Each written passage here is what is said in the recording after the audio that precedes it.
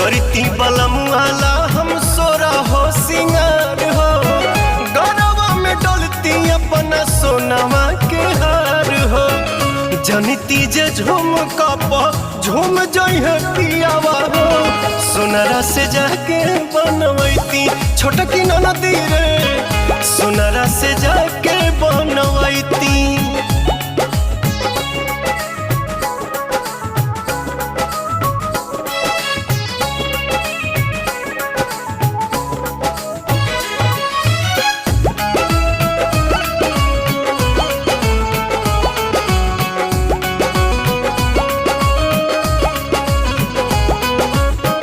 खन खन चूड़ी कंगना हाथे खन कईती, पवन बलमुआ जी के पलंग पहरी जाईती।